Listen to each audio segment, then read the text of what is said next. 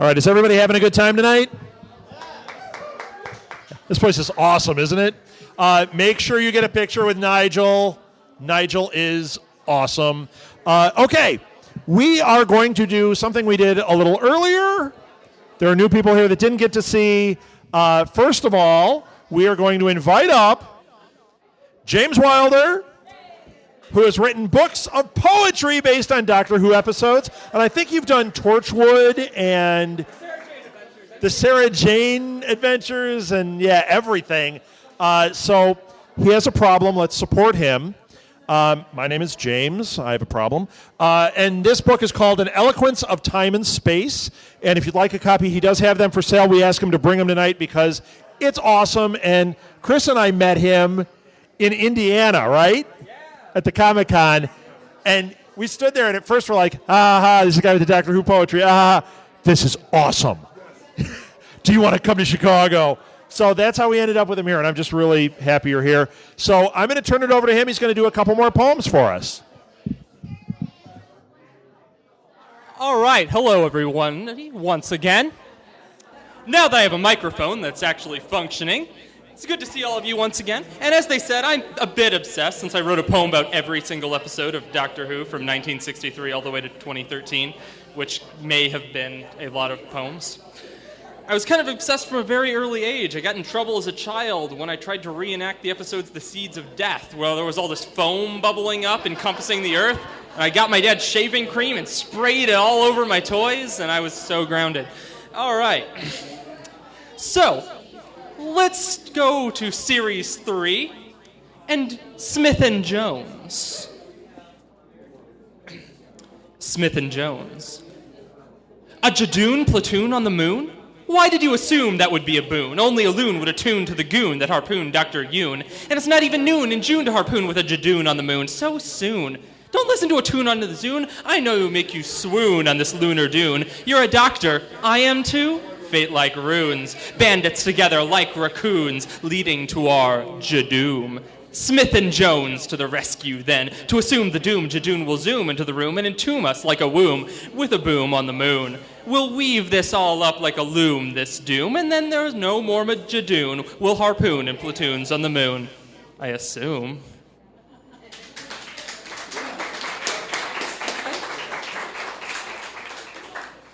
Now we'll cast our way back to Series 5 with Amy's Choice.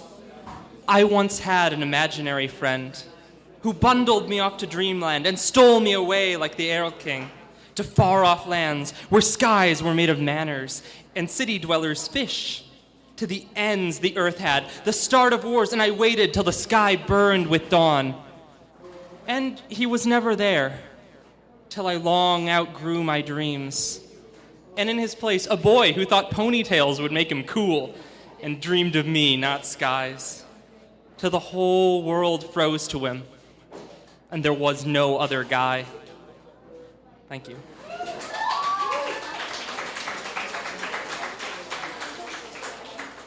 And now we go back in time. These poems are quite chronologically out of order here. Wow. I mean, they're in order in the book, but it's time travel. It makes sense. The Girl in the Fireplace. I was just a girl before a real mademoiselle, circumventing the heating system with fairies for chimney sweeps who rolled away into the future on clockwork hands. Now I am Pompadour in circumstance, still wound around fate. A net wait on your heart of the warmth I waited for, around an empty hearth you should have inspected again.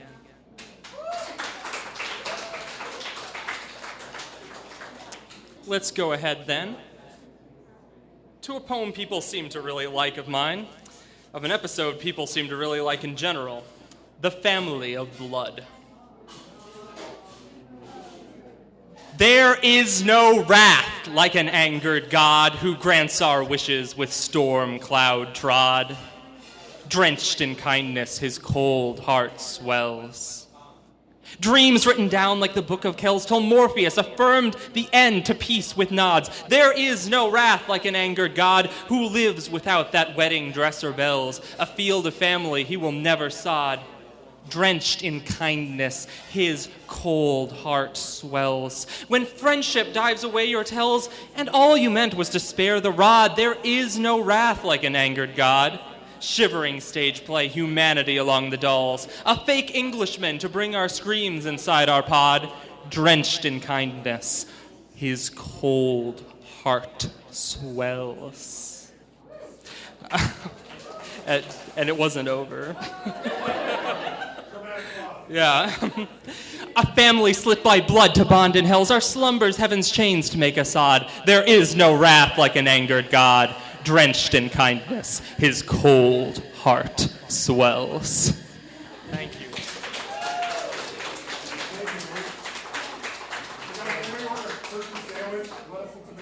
All right, let's hear it once more time for James. Thank you, James. I'm loving this.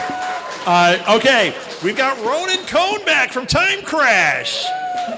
More solo work. Oh yes, let's talk. I want to talk about this. Ronen has Time Crash's CDs here, has T-shirts and pics and buttons and swag and cards. We have this disc, and it is on heavy rotation in our house. So trust me, you will not go wrong picking one of these up. It is so good. I don't know. Molly, what's your favorite on here? Metacrisis Band. I happen to be an Oi Spaceman guy. Yes, that one. And Trust Me. Okay, so Trust Me is a song that I get feels from the song. It's awful. Yeah, and I'm not like Mr. Yeah, I'm not Mr. Cry except the end of E.T. When he turns into white dog poo, it makes me cry. Trust Me, your song does it. So, all right, I'm turning it over. Enough about me. All right, so actually,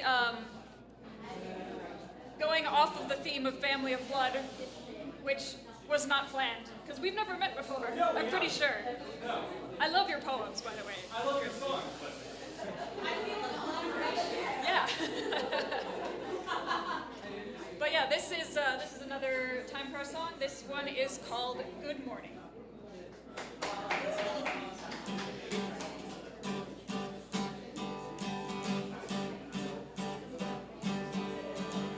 The sun comes up, so starts the day. Can't happen any other way. Open your eyes and dress and shave, and think of how the stars behave. Teach your class, handle your affairs. Might meet a friend upon the stairs, but just before you step outside, there's time to take your pen and write. Good morning, Mr. Smith. Good morning, it's another ordinary day. Good morning, Mr. Smith. Good morning. Good morning. You've got a book that's full of dreams, and sometimes you can see the seams, the memories that won't hold fast, the patches of your ragged past. You've got a watch that doesn't take, one piece of life that doesn't fit. But don't you fret, don't you frown, just feel the world keep turning round. Good morning, Mr. Smith. Good morning. Could life be any more than this? Good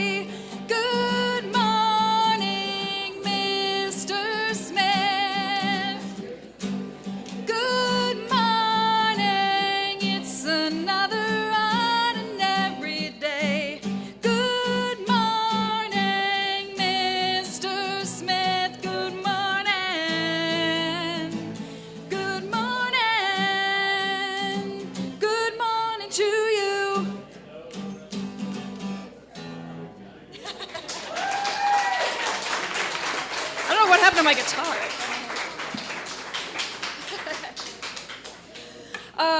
Where are my Donna fans? Yes, huzzah! It was great because they actually just had Partners in Crime up on the TVs, and so this is our Donna song, and apparently Rob Southgate's favorite song, Oi Spaceman!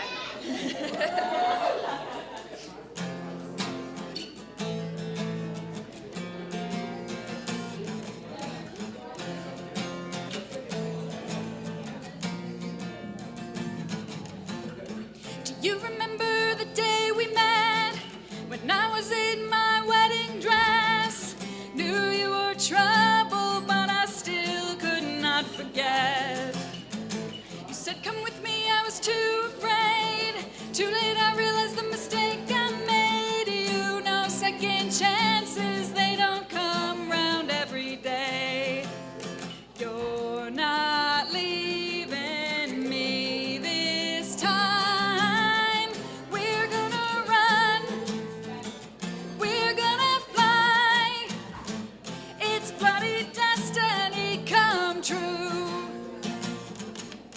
Spaceman, I've been looking everywhere for you.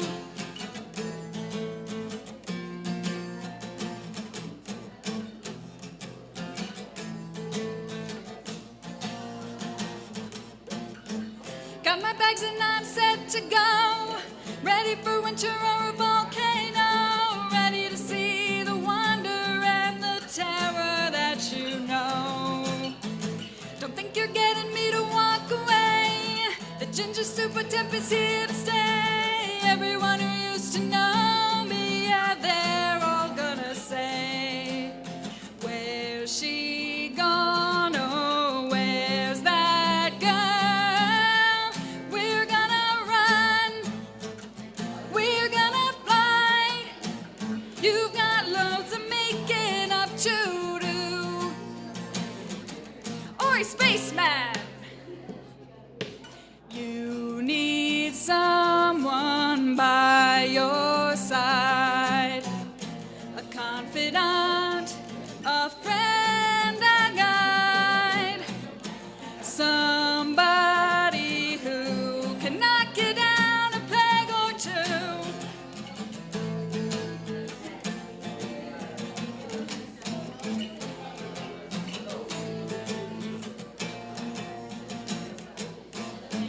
We're gonna run, we're gonna fly, and I've got loads of catching up to do.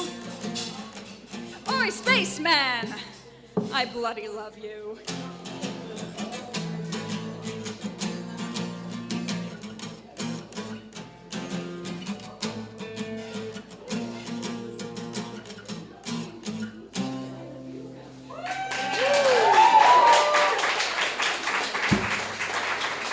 Thank you very much. Thanks again, Blue Box Cafe and Southgate Media, by the way. I'll have a couple more for you later on.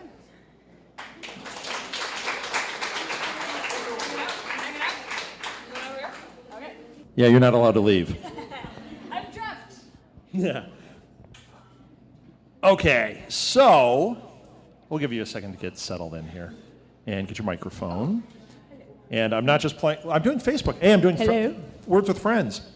No, I'm actually looking up the thing about the group. Did anybody come from the meetup group tonight? Is there anybody here from the Doctor Who meetup group? Okay, so let me explain something. The impetus for this happening tonight was there is a meetup group in Chicago, a Doctor Who meetup group. Okay. And they wrote to us and said, is there any way you can do an all Doctor Who night? Because, you know, we do all these different things. Mm-hmm. And we were like, yeah, that sounds cool. We'll try and put something together. And today, he wrote and was like, I've got allergies and I can't make it. No. And then I said, you know what, I'm still going to I want to bring it up because it's really cool. Gordon is the one that sets it up. And I just want to read the thing about the meetup group, because if anybody lives in Chicago or wants to do more like Doctor Who type things, you definitely want to get involved with this group. They're really cool. I feel really bad, though, because he's been looking forward to it. He's been writing me like every week for months. Oh, no. About this. And then as I'm setting things up, I'm like, Nigel's going to be here. He's like, really awesome. Ronen's going to be here. Oh my gosh, I've got poetry. I've got it. Yeah, and then he couldn't make it. So here's what he said. No, that's not where he said it.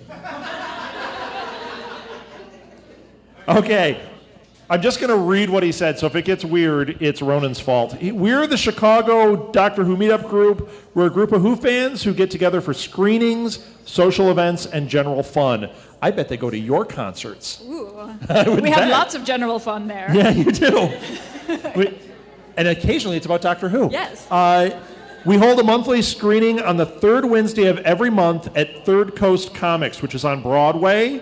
We're also holding a brunch. Those of us that like to eat, I have a feeling there are a few of us in the room. We're also holding a brunch on May 30th. Have I mentioned the sriracha mayo here? Yeah. On the south side of the city. For more information, you can visit meetup.com/Doctor Who, DRWHO-111. Okay, so yeah, they didn't spell out doctor the proper way. Don't be haters. All right? So meetup.com, Doctor Who-111. Definitely check them out. They're really cool. I just feel so bad they couldn't make it. And if you want, I'll try and put a link on our site to their thing. So that's another way of getting there. Okay, so here's what we're going to do. We're going to do something different. We're making it up again. Something completely different? And now for something completely different, yes. We are going to have James and Ronen again. But before we do that, we're going to do a little... Did we call the last one Input Junkie? Yes.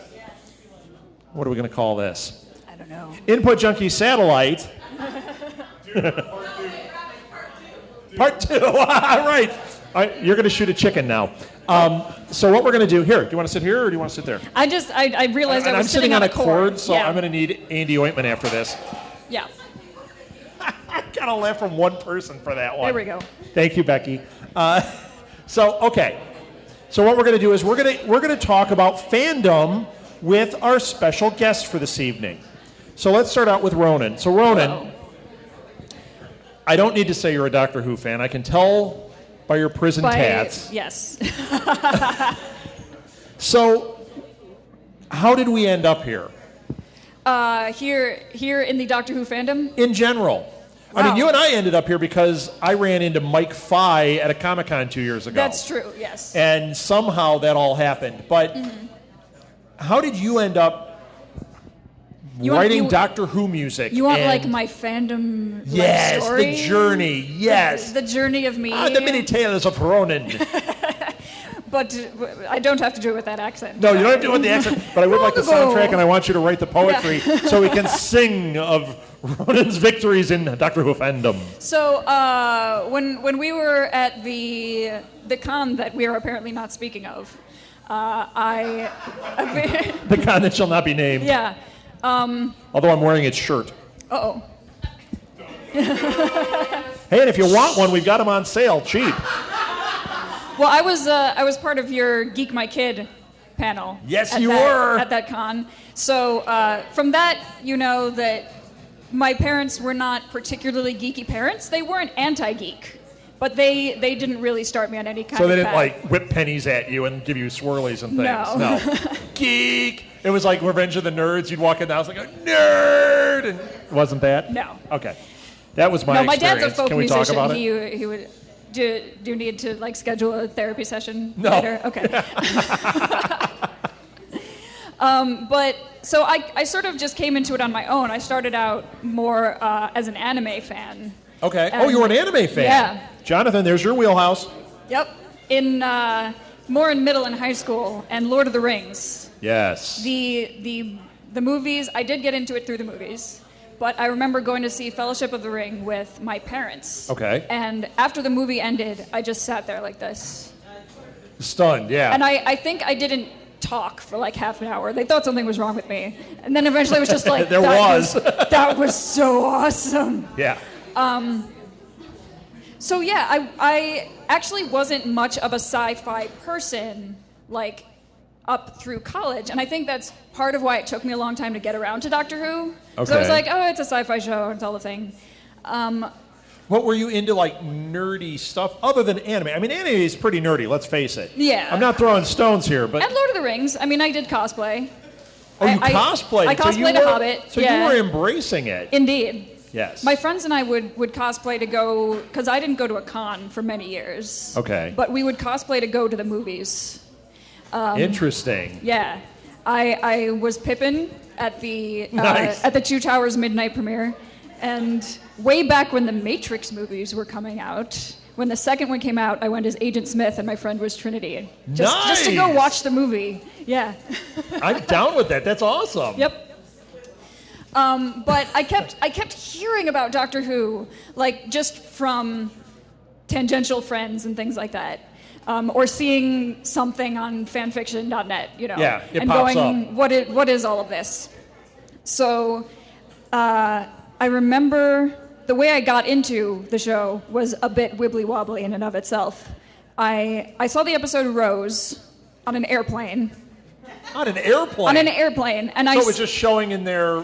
What a random one to have. Okay. And I was like, this is that Doctor Who thing everyone's talking about, huh? This looks really cheap. So that was that. Channel flipping a few months later, I saw the evolution of the Daleks. Yes. And so that was the first David Tennant episode I saw, which is a weird one to start on because he's climbing the, you know. Yeah, it's not, yeah. And I'm going, why are you shouting all the time and doing crazy eyes? Running and climbing, yes. Yes, running, climbing, jumping trees. Then I finally got into it when I took the normal route into the fandom, which was to watch the episode Blink. Yes. And then... That's a good entry point. We were It's- talking about entry points earlier. For us, it was, well, not for me, but for my wife, it was the Van Gogh episode. Yeah, oh, wow. That's Now, a good one. I don't think they've seen Blink yet. But to me, that's the entry point. When I saw that, it was like, yep, I'm back in. I'm all in. Exactly. Yep. You saw Blink? Oh. Were you scared? Oh. Yeah. She's tough. Did it without me. But it was after that I was completely into it, and that was the summer before Matt Smith started. So I said, great, new Doctor, great place to start. And so 11th hour, he said, you know, box falls out of the sky, man falls out of box, man eats fish custard. And that was the moment I was just gone forever. You were in.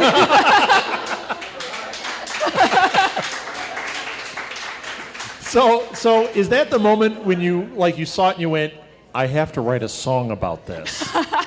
No. When did the songwriting come into it? The songwriting came a good deal later, because when was that? That must have been 2009, 2010?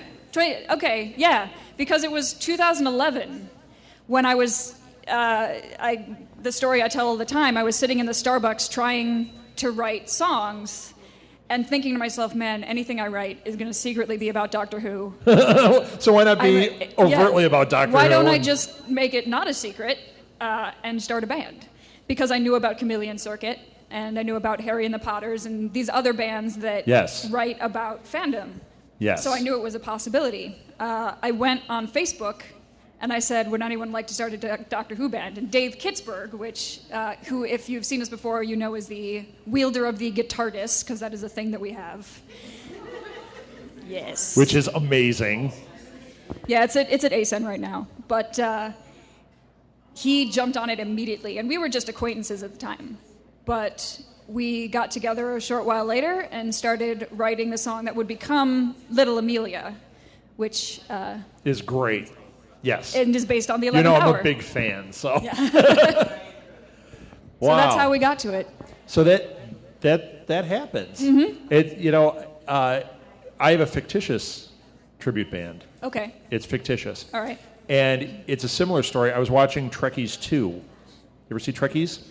No, I have not. Trekkies is amazing, and some people think it's being mean to fans. I don't. I watch it and go, it's amazing. Trekkies 2 was the director's apology going, I'm not being mean to fans, and showed them. But there's a great segment in this movie where it's all about Star Trek fans. Spoiler, it's called Trekkies, right?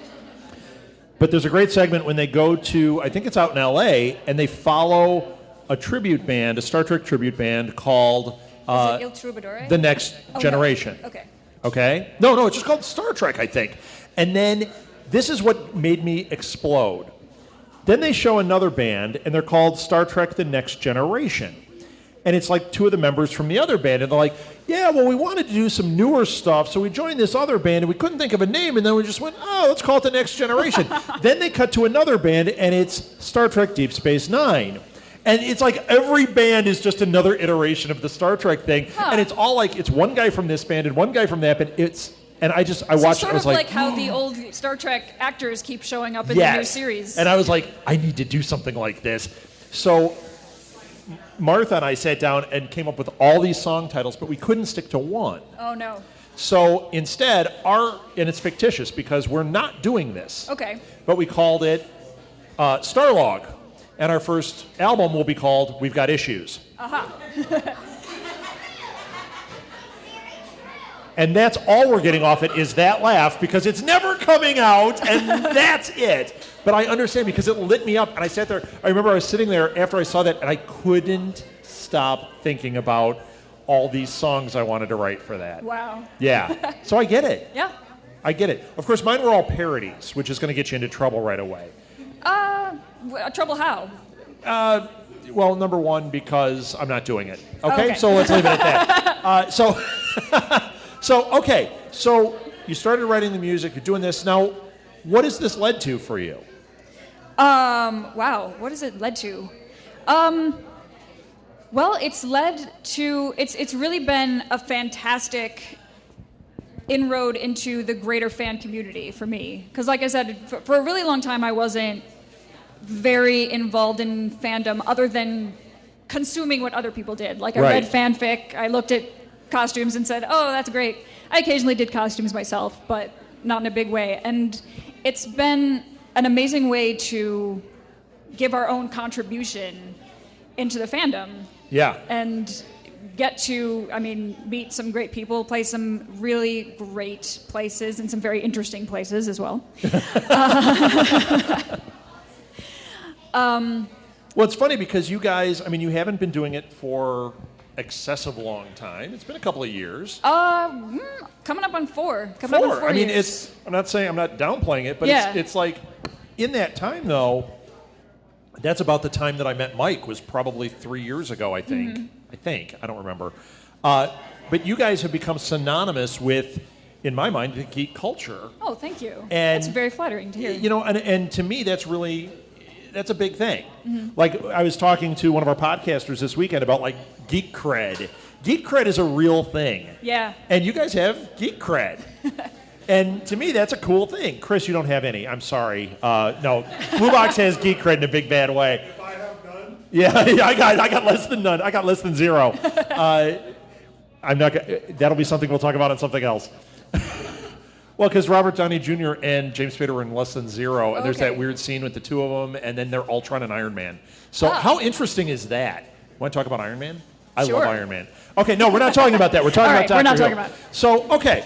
So I just want to say it's just really impressive to me, and for you, it has put you further into that culture. Is this something that you just like, you don't want it to end, or are you like, at some point I could see, like, I want to join, Mumford and Sons? Well, I don't know. No, I don't. I'm not This is looking your for it thing. to end. This is the thing. It's when you're a musician, it's kind of like, at least I feel, what you're doing is what you're doing until you're not. And it's like you don't really foresee That's an end. a great way to put it. You don't really foresee it having an end. If you're enjoying it, you're going to keep on doing it. So that's the key. You're enjoying it. Yeah. Which is really what the whole geek culture is about. For sure. Finding your passion, enjoying it, and going with it. Mm-hmm. That's cool. Yeah. I like that. And I So like I'm those sticking goggles. around. Yes. I got these at Midwest Media Expo, and it was great because... You got to see them. They've got little TARDISes on them. Yeah, and I used to have, I still have this fez that I used to wear at all of our shows. Then I got it signed by John Barrowman. So now it stays at home. Then I got it signed by Peter Davison and Paul McGann and Colin Baker, and then I got it signed by Matt Smith. And then I said, I'm not taking this out of the apartment anymore. Yeah, right. I need new headgear, so... Well, you got really cool headgear. Yeah. So well done. Yeah, thank you. All right. I'm going to get the next guest up here, but before you go, just real quick, one more time, you can buy Time Crash's stuff over here, and Ronen has a solo disc that I saw on the table. It's the one we don't have, so I was like, note to self. So definitely check that out. And do you want to give your website? Or? Yep, it's timecrashband.com. If you don't think you'll remember that, we have business cards up at the table as well. We're on Facebook, Twitter, Instagram, Tumblr, all of the things. Check us out. Yes, definitely. And you can follow when they're going to perform places. And Yep. Yeah, and they're just really cool. So thank you so much, Ronen. Thank you very much. And Ronen will be back to do 2 more. But before that happens, yes, James, come on up here.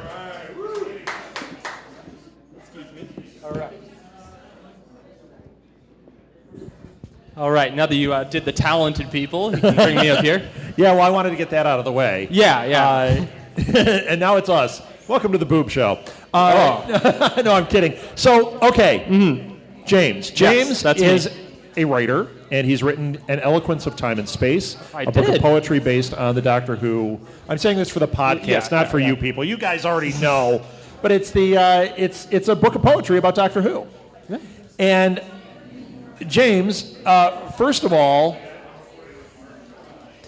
is poetry what you went towards? This is a weird question. Okay, all right, I'm prepared. Did you want to be a poet or another type of writer and then found this to be your muse? Is Doctor Who the only geek muse you have? And let's see, can we think of a third one? What did you think of Avengers 2? Okay. I'm probably going to forget one of these questions, but I'm going to go. Forget the last one because I don't care. Oh, no. No, I'm kidding. Okay. I'm kidding. All right. Okay, so I've always wanted to be a writer, and I've always been really non-specific about what kind of writer I wanted to be. Okay.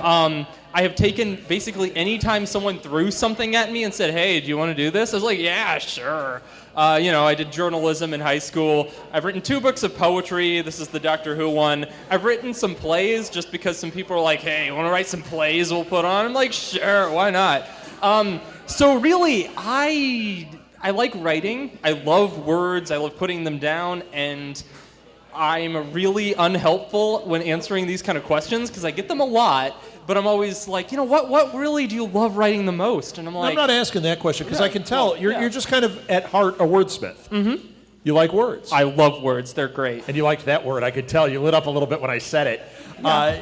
So poetry, did you have any training in poetry, or is it just something you've read poetry and you decided, I'm going to just do this? Well, I do have an English degree. So you did have to read some. Yeah, so as I always like to say, this is my $40,000 in debt book. And this is my second... Please buy one, please. Please.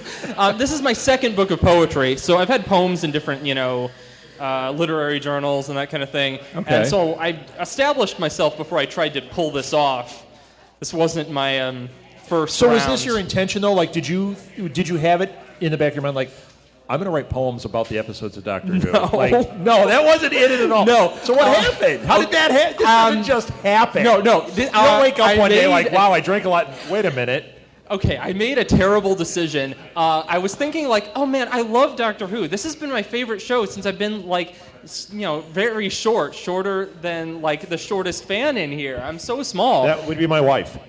Oh. Okay. And I was like, I want to give something back for the 50th anniversary and make something to contribute to the fandom that hasn't been made before. And I looked around like, nobody did Doctor Who poetry much, so it's like, I'll do that. I have an experience with that. And then I kind of looked into how I could do it, and I was like, wow, copyright laws are kind of weird. I'm like, oh yeah, if I just do every single episode of Doctor Who, it's an episode guide. Those are illegal. Oh, well done! And then I was like, Note to self. every single episode. And then I did and then I realized what I'd committed to. Now wait, how did you do the missing episodes? Because there's like 170 missing episodes. Okay, the missing episodes were the worst part of writing this book. I won't even lie. It was painful. For every missing episode, all the audio exists of them. But the thing is, some of the episodes don't even have like pictures that they took to go along with them. Right. So you're gonna listen to the episode, and then all of a sudden it'll just be like, hey, look over there at that amazing thing. Why? If only someone could see what that was. It looks the greatest thing ever. Wait, what's that? And, oh gosh, I can't believe that just happened. And it's like, yeah, me either. Oh, so you listen to every one of them to deal with this, or did you ever cheat and just do the cliff notes and just do the synopsis? Yes. Yeah, see, I busted you. I would have too, though. I mean, come on, man. That's like a lifetime. It was bad. There were a few of them. I eventually actually did go back after I finished the book and do all of them. And in the end, I was just like, I was better off just doing the cliff notes for some of these. Yeah, right. Yeah. So I have done it now, so I can tell the truth about that just in hindsight. Yeah. Okay. Yeah. Well, you know what? I'm not really busting you because that is quite an undertaking. It really was. And just reading through them, you know, the other thing is, see, I'm a word guy too. Like I like language. Mm-hmm. I like words, and I'm a visual guy. Yeah. That's why I like comic books so much. And like my wife thinks I'm all superheroed up. Like that's all I care about. I actually don't. Oh. I went like probably 15 years without reading a superhero comic because I just didn't really care. Yeah. I do like them, and now I'm like immersed in it. But I read a lot of alt comics. And the reason I'm bringing this up, when I look in your book, yes, it tweaks me because not only does he have occasional illustrations that are kind of cool by the amazing, talented Olivia Hinkle. Oh well, shout out to Olivia. Yes, but there are also, and this is the thing that gets me, and I'm not seeing one to show as an example. Here we go. There are little moments where he does things with the words, which is very comic booky in that it's word picture, it moves. Shel Silverstein did a lot of that, which I'm a big fan of Shel Silverstein. Like people are like, oh, it's kids' books. Yeah, but it's so awesome. Shel Silverstein is great. Great to read, and we read it all the time in our house. We were reading it before we had our daughter. Like, these are so good. I love that. So looking through your book, that's what really got me. You were standing there at the table. You had your friend with you. We harassed your friend, and then you were like, I'm the one that writes it. And Chris and I started looking through, and it was as soon as I started seeing some of the ways you put the words on the page that it got me. And then I read them, and I'm like, these are really cool. Thank you. So let's go back to question 2. Yes. What the fandom, was it? The fandom part of it. Yes. Is Doctor Who the only muse? No. Are you looking to do something else? Oh, God. Well, after how successful this book has been, I've been kind of debating whether or not I should do a book for Star Trek's 50th anniversary. Woo. And every episode of every season of every show? No. Come on, man. What I'm thinking of doing is I did a Kickstarter for this book. Okay. And I set the goals, like I do more of it if I got more money. Okay. And then eventually I got all the money and I was like, okay, I'm doing it. And so I'm thinking of doing that with Star Trek, but with more money. Because, I don't know, I'm not sure. Charge a lot for Enterprise, because that's going to be tough. Enterprise is my favorite. No, it isn't. No, it seriously is. No, it isn't. Yeah. I love Scott Bakula, but no. No, Enterprise is the best Star Trek Ronen, you show. wouldn't write songs about Enterprise, would you? Deep Space Nine. Who would? Deep Space Nine is great. I had trouble with Voyager, but... I liked Voyager. Did you like Voyager? We're having a private conversation if you'd like to listen in right now. Yeah. We're just, everyone's tuning out now. Yeah, right. Yeah. No, that's as soon as I started talking that happened, so. Okay, so you're thinking about doing Star Trek. Yeah, it would be called To Boldly Poem if I did it, so. That is a good name. Yeah. You know what? You got to do that. I know, I've committed to it. You really do. Now, would you start with the original series and then start working your way? Yeah, that would be how I'd do it. Original series, then Enterprise, because it's my favorite. Because you love it, okay. And then Next Gen, then Deep Space Nine, then Voyager. The movies and the animated series actually before Enterprise, but you know. Yeah, I think you got to do that, the animated series with the original series. The animated series is part of the original series. It is. Yeah, it's awesome. Yeah, absolutely. Cool. Yeah. I like that idea. Now, I feel like I need to tell this anecdote since we were talking about me cheating with this book. Yes. There's only one other point where I cheated, and I really regret it because I was watching the K9 show. Okay. You know, the Australian one. Yeah. It doesn't have a great reputation. And the thing is that eventually I got to a point with it where it's like, there's an episode called Robot Gladiators, and I'm like, I don't want to watch this. It's called Robot Gladiators. Now we're the opposite because you just said Robot Gladiators, and I'm like, how quick can I get home and watch Robot Gladiators? So I skipped it. That's awesome. And then I moved on to the next one because I knew that had the end of the storyline, and this was a Please tell me standalone. it's like the best episode. No, it was the best episode. Go watch Robot Gladiators at the K9 show. Oh, that sounds awesome. It was spectacular. It's better than everything else in the series by far. I was That was a mistake. It was a mistake. I felt so bad about it after I watched Well, it. you could do the addendum to this, the next printing, and you put in a new poem for Robot Gladiators, and then you'd feel cleansed. Exactly. If I ever do a Capaldi book as a sequel, I'll put it in there. There you go. Yeah. There you go. The doctor has regrets, and you could say, "This is mine." Yeah. There's a poem for you. Exactly. I didn't even know it. No, I didn't know it. That was Yeah. terrible. Okay. Yeah. So we're almost done. Okay. Because we've got 2 more people we got to get in here. Oh, yeah. I'm thinking about what I want to ask you here because I liked Age of Ultron. no, I don't care. You asked me the question. I know, but it's not a podcast about that. You did like it? Yeah, I liked it. Okay, anyways. I fell asleep. I know. Anyways, keep going. So you're doing a lot of touring with this. Yes. Let's talk about that for a second. Now, we were talking with Ronen about the entree into the geek community and the geek cred thing. Are you finding that people are coming and knowing you and wanting to meet you and stuff like that? Is it growing? Yeah, it's growing. I mean, every con I've done has been at a very different place, and so everyone I've been to, there haven't been many people who've been there from other cons, but the ones who've recognized me, they come and bother me at my table on different days and just say hello. And it's really just such a joy to see fans really excited about the book. Yeah. It's worth it just going there and, at the last con, which was the Philadelphia Wizard World Con I was at, on the last day, I thought I was done selling books. And this whole group of teenage girls comes up, and they're just look at the book, and they're like, that can be dangerous. They're like a pack. Well, they told me they're going to form a book club about it, and they all bought it, and they were just so excited, and they were in their cosplays from the 100, because apparently they really like that show, and I was just they had took pictures with me, and then ran off, and I'm like, okay. Hello, fans. Wow, you had a drive-by of teenage girls is what you had there. That's frightening. I guess. Wow, that's cool, though. So are you finding, are sales increasing? That's kind of what I'm getting at. Is it getting better outside of the con area?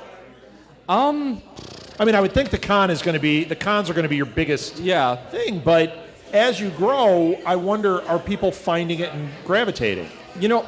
I feel like I've been touring so much, and I've been so sleep deprived because I've been going, to different states that are tens of hours apart every weekend and that sort of thing. I feel like I need to check how my sales are doing on Amazon right now because I'm just I don't know. Yeah, you don't know if it's had an effect. I wonder if they're picked up. Yeah. Okay, I got another question for you. You said you've written other things. Yes. Ronen mentioned fanfic. I know that's an entree point for a lot of people, and it's something people really enjoy. Do you write fanfic, or have you? I have written fanfic. Was it Doctor Who, or has it been other things? Tripping the Rift, maybe? The thing I've written the most fanfic for is probably the most obscure thing you will ever hear about. I just said Tripping the Rift. So I was actually, not only did I write fanfic, but I was in a cover band. Oh, you're getting me. Yeah, for songs related to it in college. Have you ever heard of the very brief card game short story series called Wars from Decipher in the early 2000s? No. Has anybody heard of this? No, you probably haven't because there was a tribute band? Well, I was in it. It was me and one other guy. Can we get a recording of that? I can sure send you some. Yeah! They're so bad. Oh, no, they won't. They'll be awesome. No, it was Jordan Stout, who's in the band Willoughby Sprigg, which is big in the Indianapolis area, and he's actually, really talented. And then I was just there. But then I also wrote a novel of fanfic based on this and a ton of other stories. Wow, on a card game. Yeah. Yeah, right. It was weird. I like it. Now, have you written any, Who plays or anything like that? No, I have not. Yeah. I've not written any Who plays. I did write a play where a Doctor Who ripoff appears in the play. So I don't know Okay. if that counts. It was like named Professor What. And during the play, the characters are like, wait, are you like Doctor Who? He's like, no, we can't say that. That would be copyright Yeah, violation. right. It's like the Sherry Bobbins. Nope, nothing like her. Don't even bring her up. Yes. Yes. Precisely. Okay. Yeah. Well, cool. That answers some questions. Did anyone have any questions for James before we move on?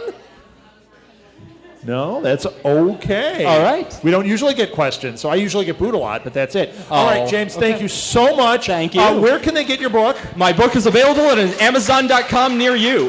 Or at that table. Yes. You can also go over to me because I'm here. And he's got other books that are involved with Doctor Who, so get the whole collection. So thank you, James. This was awesome. Thank you so much. He'll be back also. All right, next up, we got time. Oh, yes. You're going to throw up? Yes. Okay. This just in. The donation hat has moved from the very bizarre place up here to back there. So if you feel more comfortable, Edward's holding it up. He won't be holding it. You don't have to worry about that. But if you would like to make a donation to us, that's where you do it. It would be greatly appreciated. Next up is where did Chris go? Not you, Chris. Where's the other Chris? Chris, come on up. It'll be painless, Chris. Yes, let's hear it for him. Is it appropriate to say you're Nigel's daddy? Creator. Yeah, creator. Yeah. I like that.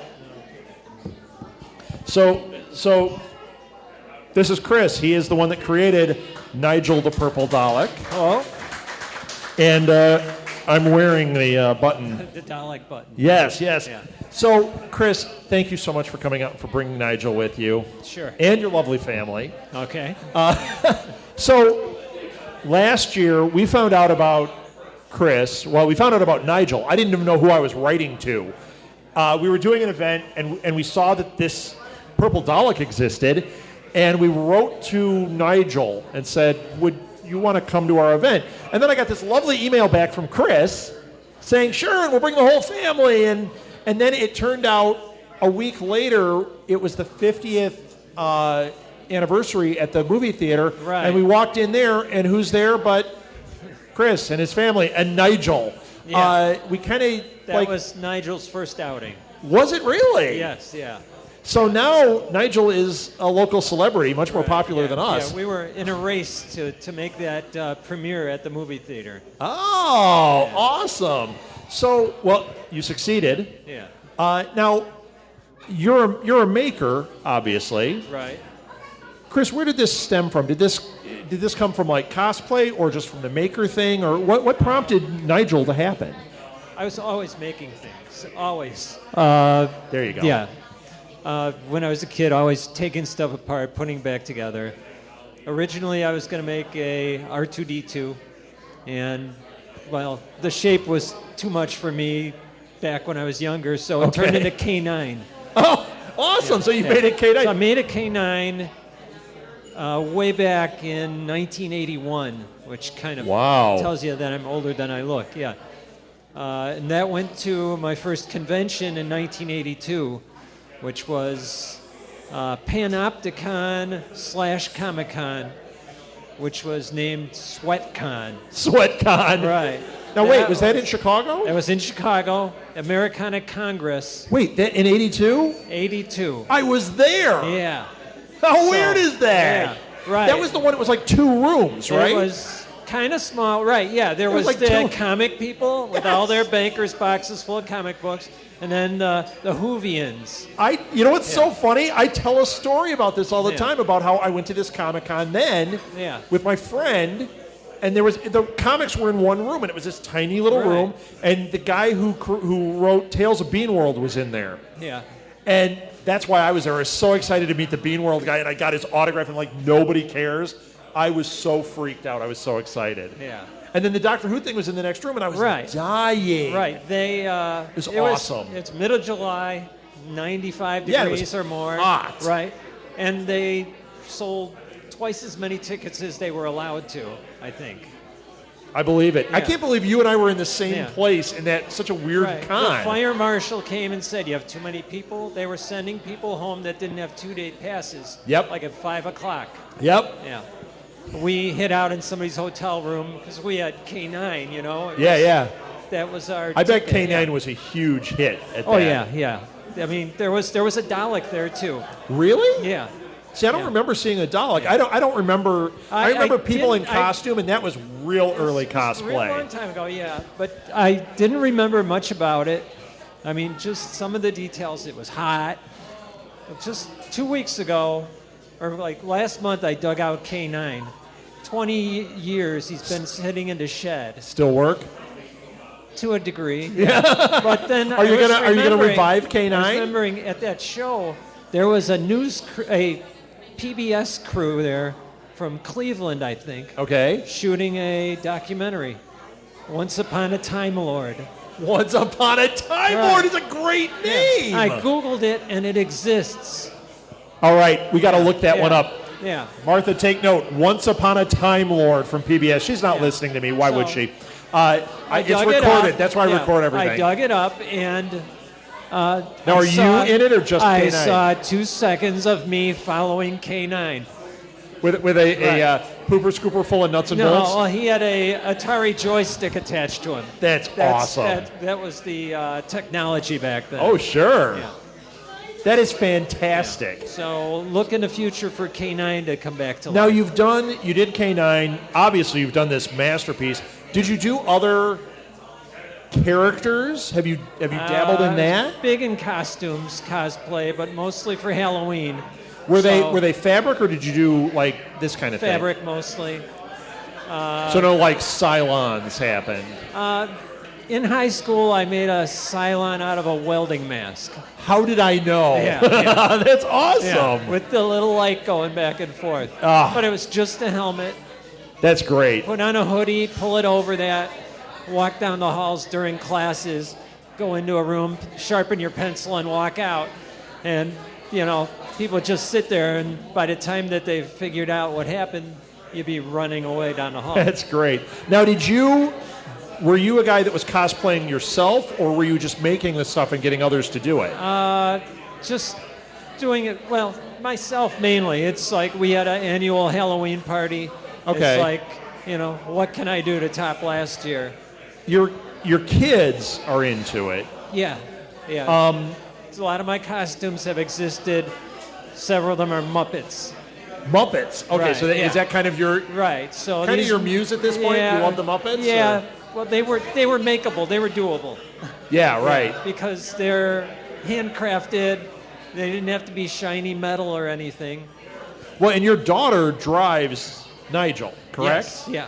I think that's the coolest thing because when we first met Nigel, I thought it was a remote-controlled, At that point, Dalek. it didn't have motors. It And was Flintstone powered. Is that what it was, really? Yeah. Oh, I didn't even know that. Yeah, so because I just she- remember, She had to walk inside the thing. I remember the Dalek came up. It was moving around and the things were moving, and I didn't know your kid was in there. Yeah. It's moving, and it comes up and it talks too.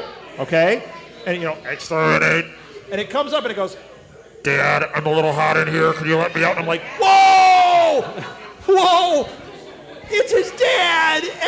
And wait a minute, there's got to be a kid in there. It was Yeah. the coolest thing. Yeah. And then we put your daughter in it. Yeah, you did. We have yeah. pictures of Molly getting to drive the Yeah. Dalek. Yeah. I couldn't fit. So I wrote on top. No, I would not do that. I can't fit in it either, which is a shame. You know, it had to be the scale to fit the IKEA bowl on the top.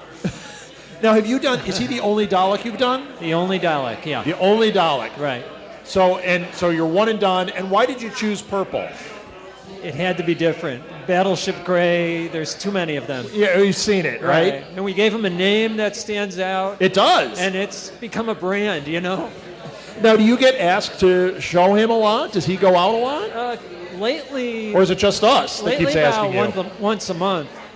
We were at Museum of Science and Industry, Okay. robotic, National Robotics Week. Sure. We went there with Chibots, which is a Chicago robotics group. Sounds cool. I joined that just recently, and that's brought me to maker fairs and other educational events and things like that. I bet Nigel is quite the celebrity in all of this stuff, right? Yeah, it's right. They love it. It brings attention to their booth. Yeah. Now, what happens when your daughter gets bigger? Are Nigel's days numbered, or do you hire a midget, or what do you do? Remote control. Yeah. Right, that's when you go remote control. Yeah. Vern Troyer might be hard up for some Barb. cash. You might be able to get him to drive it. Yeah. It's a good thing nobody's listening to me at this point. I thought that was funny. So the Muppets, I made Bert and Ernie one year, me and my wife. This was maybe 14, 15 years ago. Okay. But the costumes have remained, and they get dragged out. And then we have the Count.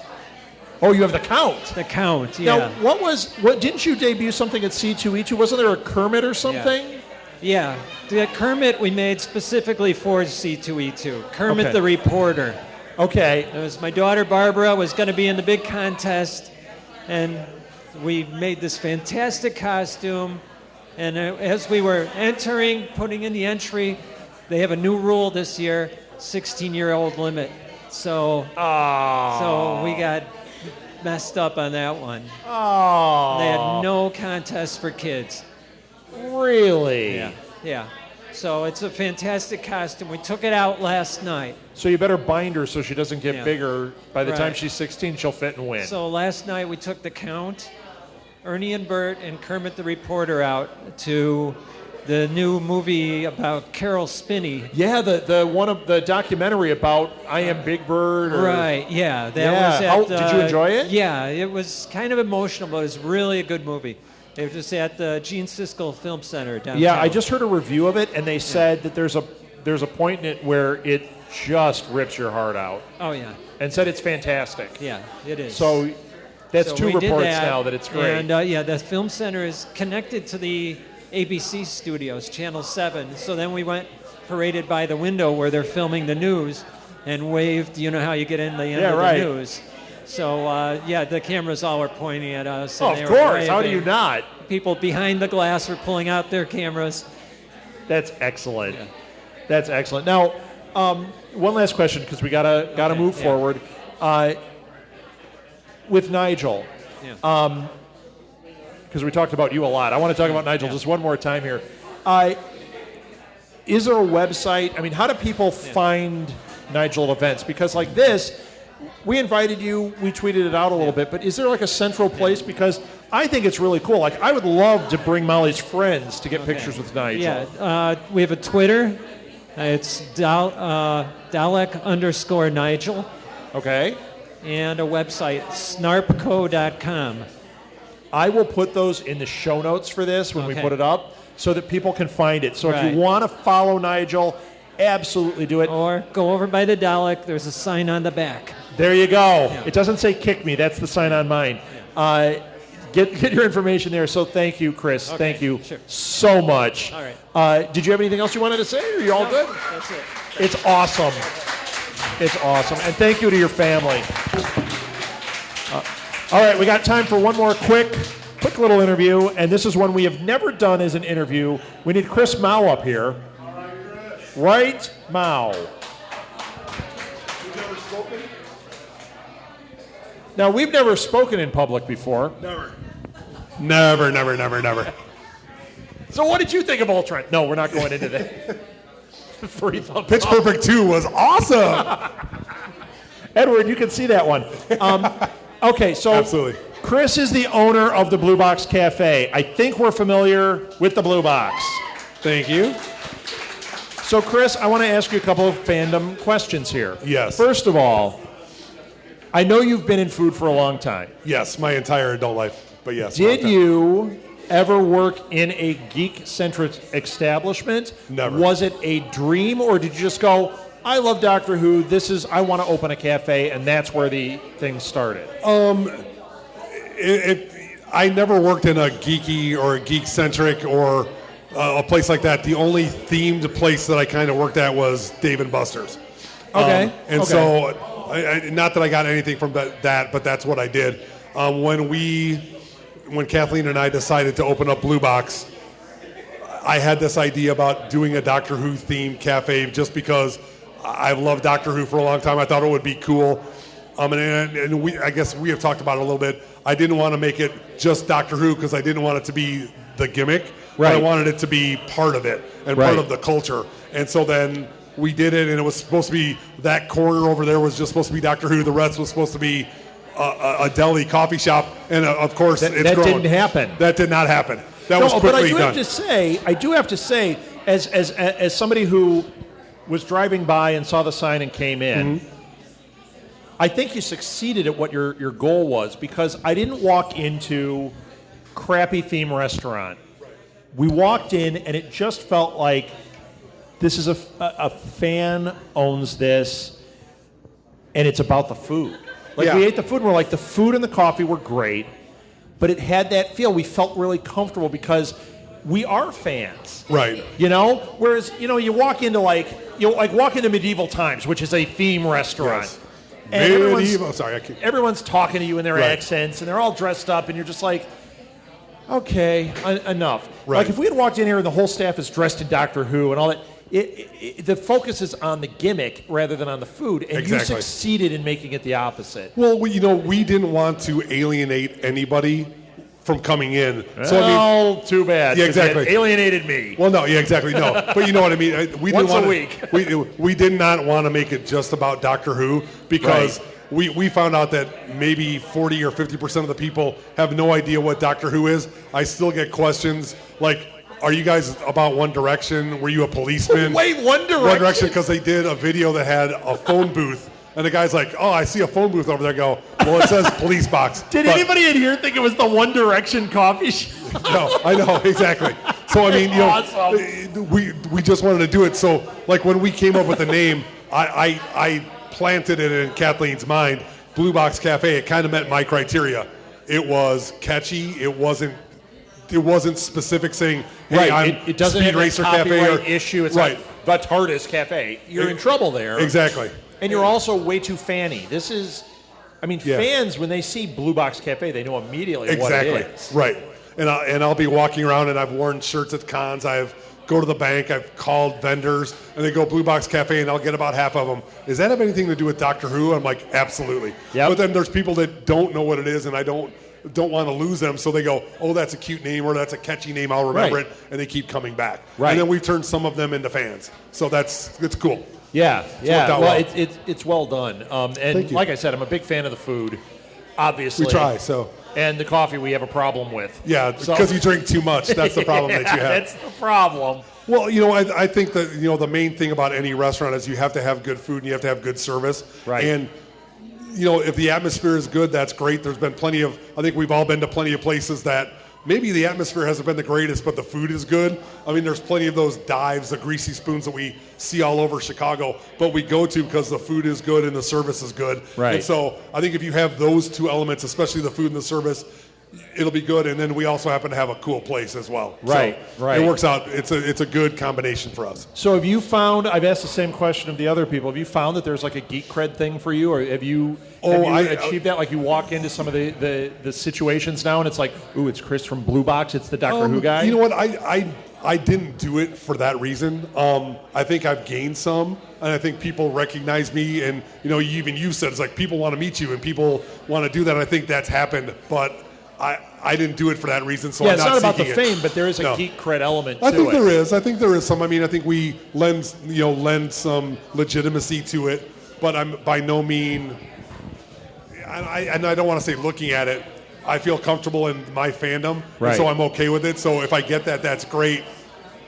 But if I don't, that's great too. It's a byproduct. It's a byproduct, yeah. It's totally a byproduct. So okay, so we make jokes about this a lot. Yes.